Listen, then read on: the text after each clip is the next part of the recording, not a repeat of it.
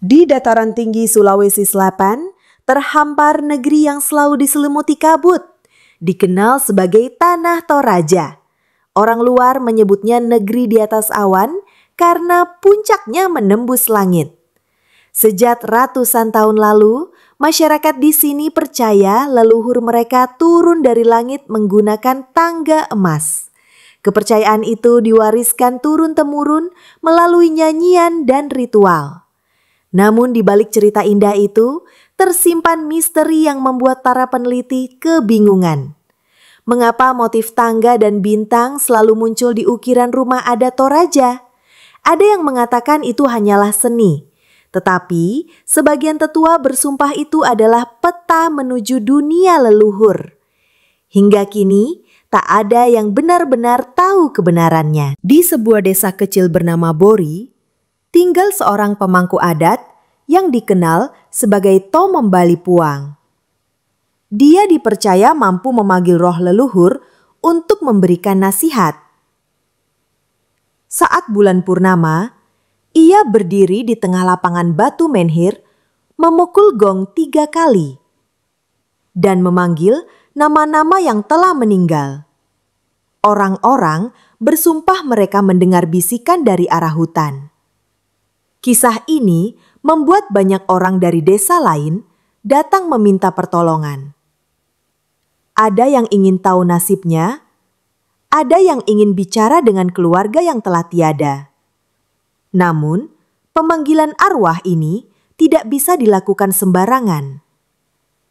Konon, jika roh yang dipanggil adalah roh yang marah, maka hujan badai akan turun dan membawa malapetaka. Di lembang Tikuna Malenong, berdiri sebuah tongkonan tua yang konon sudah berumur lebih dari 3 abad. Warga percaya rumah itu bisa bernafas pada malam tertentu karena terdengar suara desir angin dari dalam meski semua jendela tertutup rapat. Orang yang tidur di sana mengaku mendengar langkah-langkah di loteng meskipun tidak ada siapapun. Menurut cerita para tetua, rumah itu dibangun oleh seorang tukang kayu yang menerima petunjuk langsung dari roh nenek moyangnya. Kayunya tidak pernah lapuk, meski terkena hujan dan panas bertahun-tahun. Beberapa orang berkata, roh yang menjaga rumah itu masih ada, dan ia menolak siapapun yang berniat merusaknya. Di sebuah lembah, berdiri sebuah batu tinggi menjulang yang disebut Batu Lamenta. Pada malam-malam tertentu, terutama menjelang musim tanam, batu itu mengeluarkan tetesan air, menyerupai air mata. Penduduk percaya itu adalah tangisan seorang gadis yang dikutuk menjadi batu karena melanggar janji pernikahan suci. Para ilmuwan yang datang meneliti menganggap itu hanyalah air hujan yang meresap lalu keluar dari pori batu. Namun, yang membuat merinding adalah setiap tetesan air muncul bersamaan dengan suara lirih, seperti nyanyian duka dari arah bukit. Sampai kini, belum ada yang berani mendekat pada malam puncaknya. Di daerah Sadan, pernah ada upacara langka yang disebut rambut putih, di mana seorang tetua adat memilih anak yang lahir pada malam tertentu untuk menjalani ritual khusus. Anak itu kemudian diikatkan benang putih di kepalanya, konon untuk memanggil roh pelindung. Hanya sedikit yang pernah mengalami upacara ini.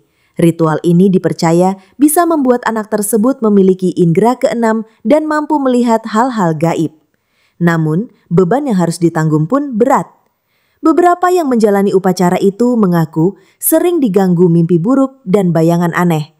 Banyak yang memilih mengasingkan diri agar tidak terganggu oleh suara-suara dari dunia lain. Bori Parinding terkenal sebagai situs batu menhir terbesar di Toraja.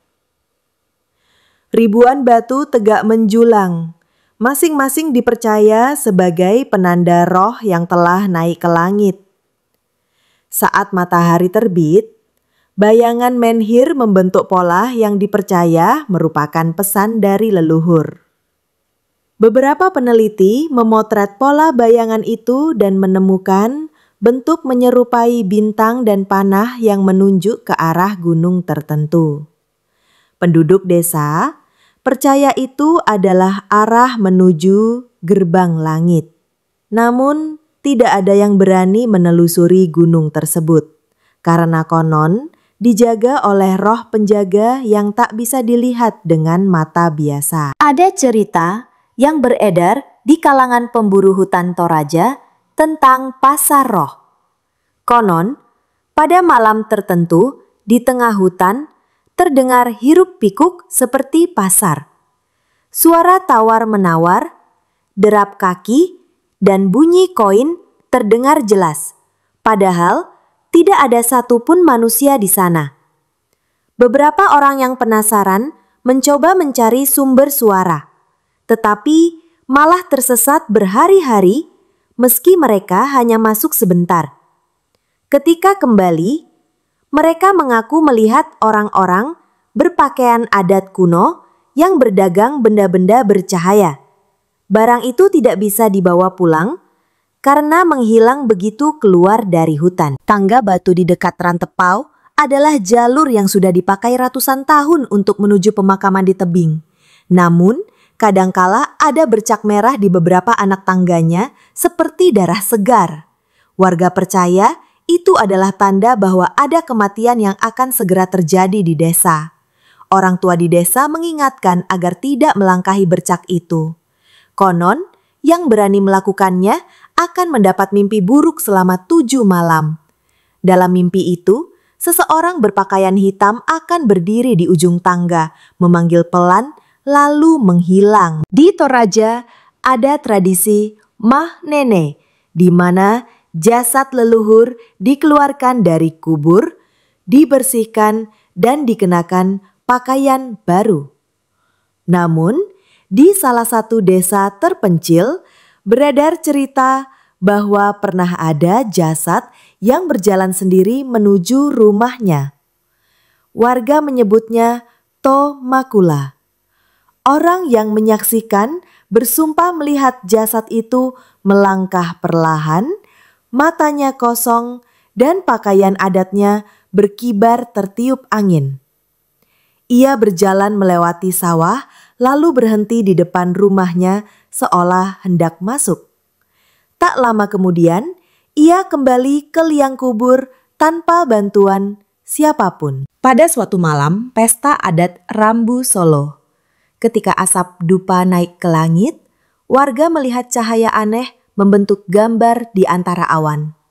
Gambar itu menyerupai seekor kerbau raksasa dengan tanduk bercahaya. Beberapa orang menganggapnya pertanda kemakmuran.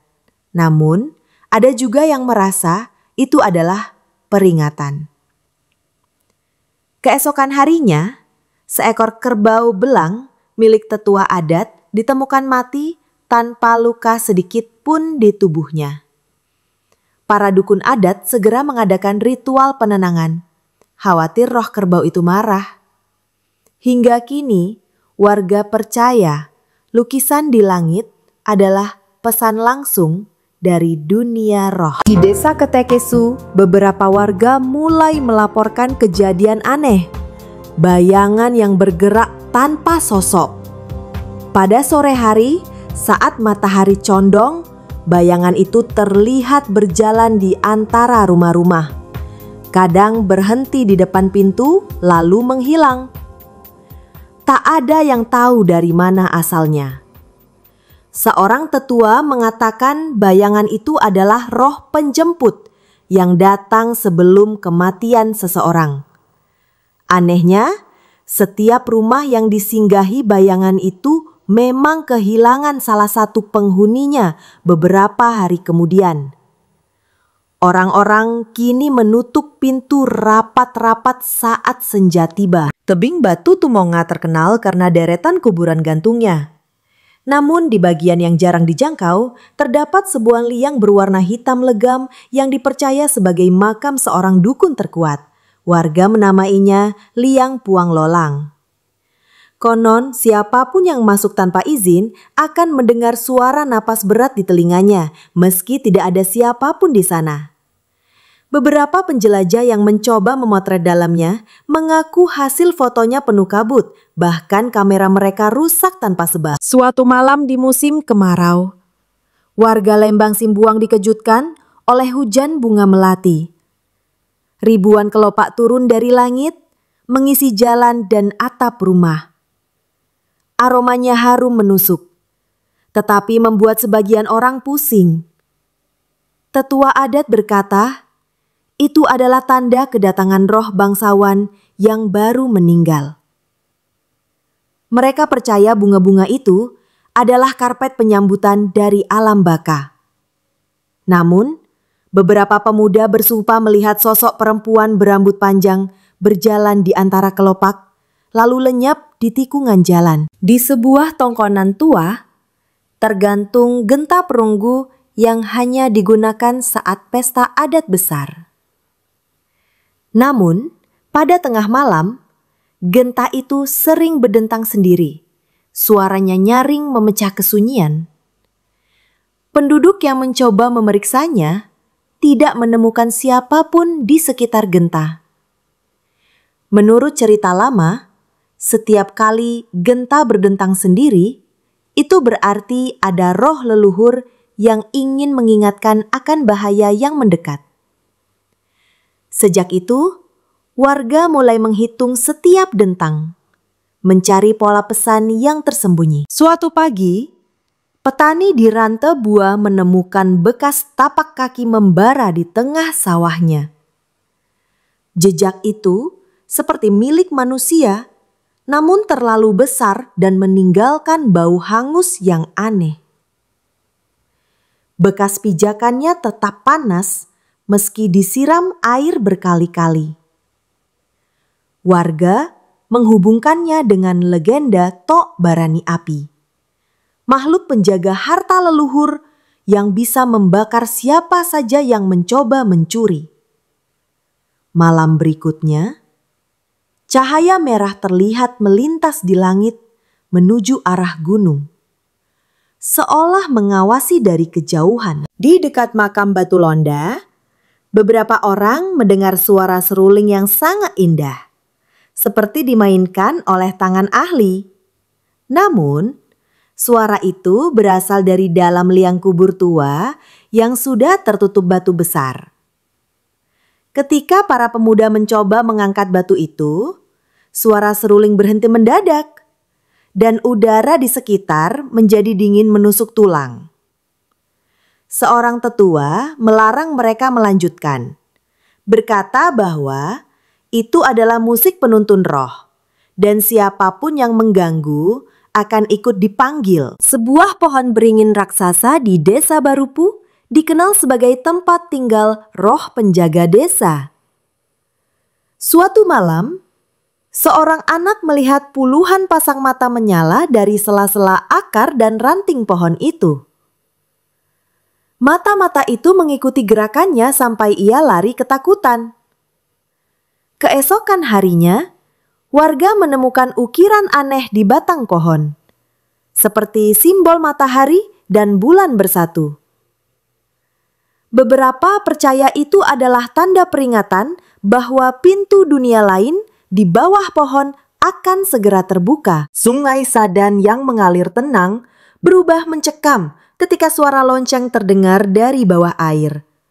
Suara itu muncul setiap kali bulan sabit tergantung di langit. Orang yang mengikuti suaranya akan merasa ditarik arus meski airnya dangkal. Legenda mengatakan lonceng itu adalah milik perahu roh yang mengantar arwah ke seberang dunia. Siapapun yang mendengar lebih dari 3 kali dalam hidupnya akan dibawa ikut berlayar suatu malam tanpa jejak. Di salah satu rumah adat, terdapat peti kayu tua yang katanya diwariskan dari 7 generasi sebelumnya. Peti itu selalu terkunci dan tidak ada kunci yang cocok. Namun, pada malam hujan, terdengar bisikan dari dalamnya, seolah ada 2 orang yang berbicara. Warga yang tinggal di rumah itu pernah mencoba mengintip lewat celah kecil, tapi matanya langsung perih dan bengkak selama 3 hari. Tetua desa berkata, peti itu adalah penjara bagi roh yang pernah mengkhianati perjanjian suci. Seorang pemburu bernama Lama pernah memberanikan diri mengikuti petunjuk dari bayangan menhir di Bori Parinding. Ia berjalan menuju gunung yang disebut dalam cerita leluhur, mendaki sendirian dengan membawa obor. Di puncak gunung ia menemukan 2 batu raksasa yang membentuk celah seperti gerbang. Saat ia melangkah masuk, langit di sekitarnya berubah menjadi ungu dan bintang-bintang berputar membentuk spiral. Setelah itu, tak ada yang pernah melihat Lama lagi, hanya tombaknya yang ditemukan di kaki gunung. Beberapa malam setelah hilangnya Lama, para pemburu melihat bintang-bintang di atas Toraja membentuk pola aneh. Bentuknya mirip ukiran di rumah adat Tongkonan tertua di Bori. Pola itu hanya muncul selama beberapa menit lalu menghilang. Tetua desa percaya itu adalah peta menuju jalan pulang para leluhur. Namun sebagian lain menganggapnya tanda peringatan. Menurut mereka, pola itu hanya muncul ketika gerbang dunia mulai terbuka, sama seperti yang diceritakan dalam kisah-kisah tua. Suatu sore, seekor burung hitam sebesar anjing melintas di langit rendah dekat Sungai Sadan. Bulu-bulunya memantulkan cahaya seperti logam dan matanya merah menyala. Ia terbang ke arah pohon beringin yang memiliki ukiran matahari dan bulan. Orang-orang tua segera mengurung diri di rumah, menganggap burung itu sebagai utusan dunia bawah. Konon, burung tersebut hanya muncul untuk memanggil satu jiwa yang namanya telah dipanggil oleh arwah leluhur. Pada sebuah upacara Rambu Solo, api unggun menyala besar di tengah lapangan. Namun, di balik nyala api, para hadirin melihat siluet-siluet aneh.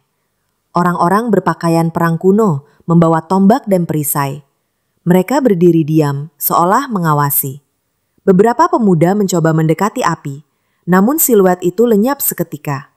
Seorang tetua berbisik bahwa itu adalah pasukan penjaga gerbang yang akan muncul setiap kali dunia orang hidup dan dunia orang mati mulai terlalu dekat. Di tebing batu Tumonga, seorang penggembala melihat sosok wanita mengenakan pakaian adat berwarna merah berdiri di bibir tebing.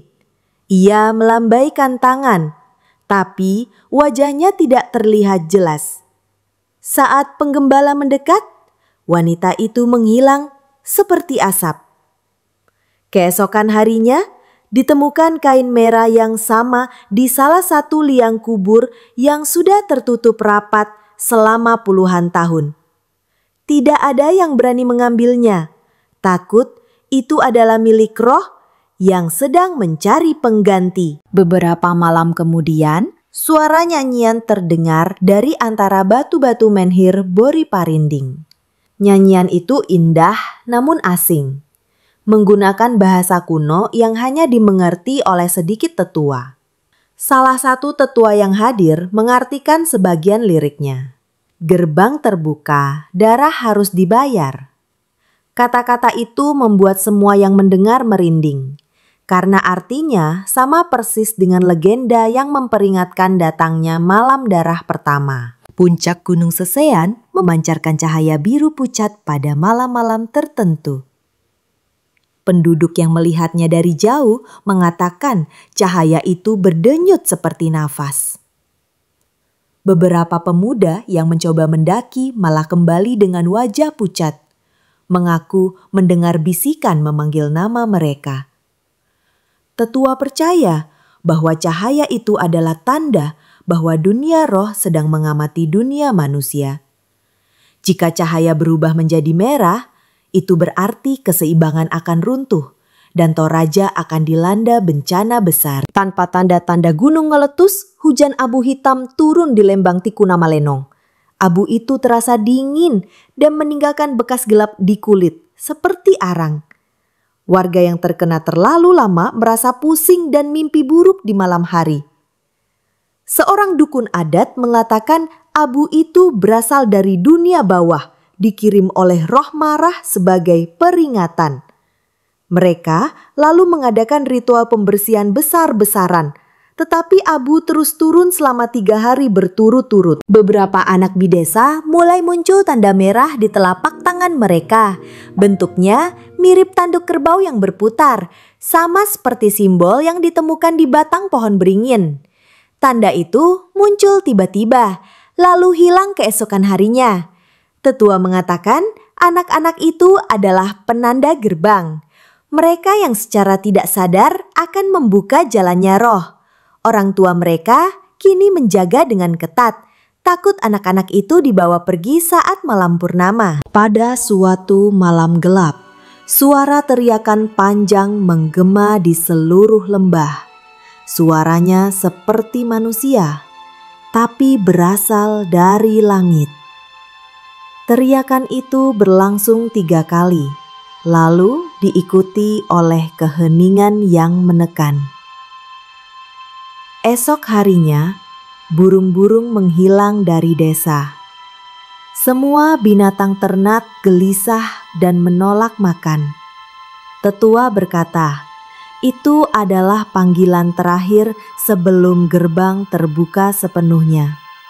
Sesuatu yang hanya terjadi sekali dalam 100 tahun. Tiba-tiba, seseorang melihat sosok mirip lama pemburu yang hilang di gerbang langit berjalan di tepi sawah.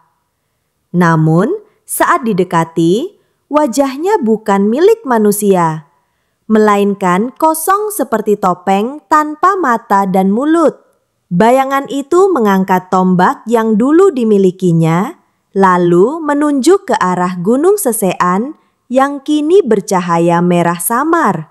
Pesan itu jelas.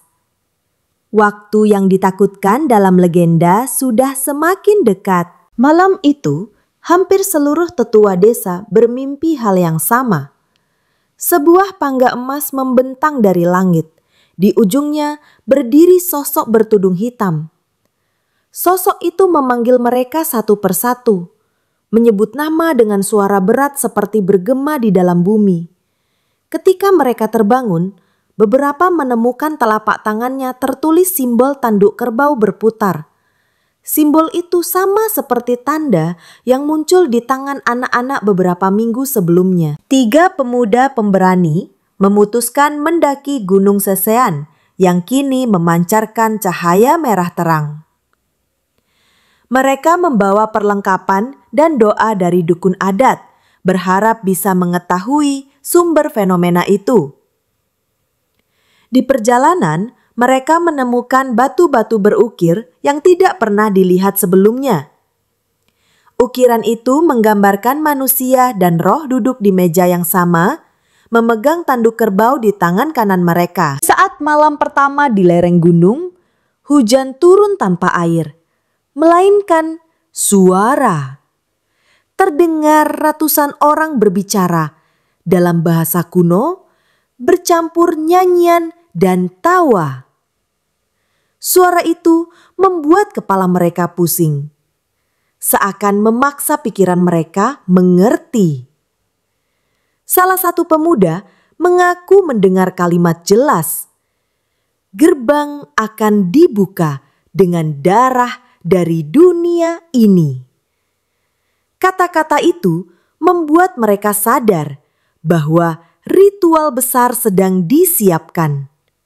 Dan mereka adalah bagian dari rencana itu. Di tengah perjalanan, mereka menemukan pohon raksasa yang batangnya berdenyut seperti jantung hidup.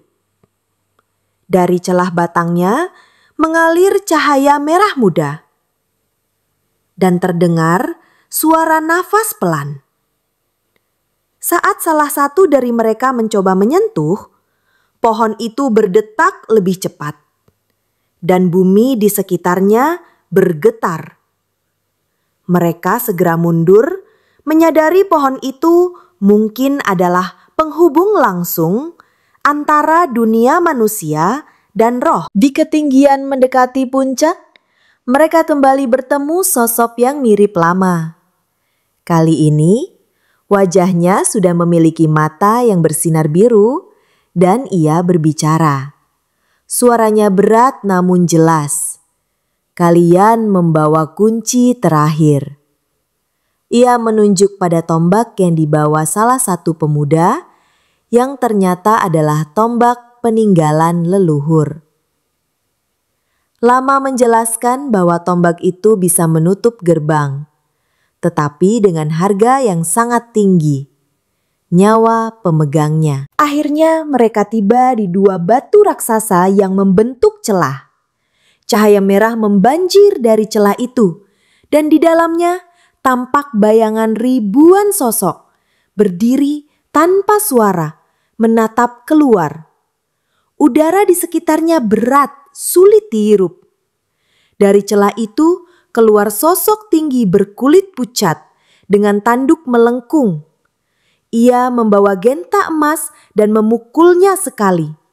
Dentang itu membuat tanah berguncang dan langit Toraja berubah warna menjadi ungu kelam. Sosok bertanduk mulai melangkah keluar, dan di belakangnya ratusan bayangan mengikuti. Mereka menuju menhir Bori Parinding, tempat semua batu kini bergetar seolah hidup. Genta berdentang lagi, dan udara terasa seperti dipenuhi ribuan napas. Dukun-dukun adat berkumpul di tengah lapangan, melantunkan mantra untuk memperlambat langkah para roh. Namun salah satu tetua pingsan dan darahnya jatuh di tanah. Tanah itu menyerap darah seperti pasir haus air. Pemuda pembawa tombak memutuskan untuk melakukan apa yang telah dikatakan lama. Ia berdiri di depan gerbang, menusukkan tombak ke tanah sambil meneriakkan doa leluhur. Cahaya biru keluar dari tombak menyelimuti celah batu. Namun setiap cahaya biru keluar, tubuh pemuda itu semakin lemah. Darah mengalir dari hidung dan mulutnya, tapi ia terus memegang tombak. Bayangan-bayangan di dalam gerbang mulai mundur, tertarik kembali ke kegelapan. Dengan teriakan terakhir, pemuda itu menghentakkan tombak sekuat tenaga. Batu-batu raksasa bergeser, menutup celah dan cahaya merah padam seketika. Hanya terdengar angin berhembus dan suara genta terakhir kali. Tubuh pemuda itu roboh di depan gerbang yang kini tertutup rapat. Lama berdiri di sampingnya, memberikan hormat sebelum lenyap menjadi kabut biru. Beberapa hari kemudian, Toraja kembali tenang. Langit cerah, sungai mengalir seperti biasa, dan menhir kembali diam. Namun beberapa orang masih melihat bayangan pemuda itu berjalan di antara sawah pada pagi berkabut. Tetua adat memutuskan menyimpan tombak itu di dalam tongkonan tertua, agar siap digunakan jika gerbang terbuka lagi suatu saat. Dan legenda pun berlanjut, menjadi peringatan bagi generasi berikutnya, bahwa di bawah awan Toraja, dunia roh dan dunia manusia hanya dipisahkan oleh sebuah gerbang yang tidak pernah benar-benar terkunci.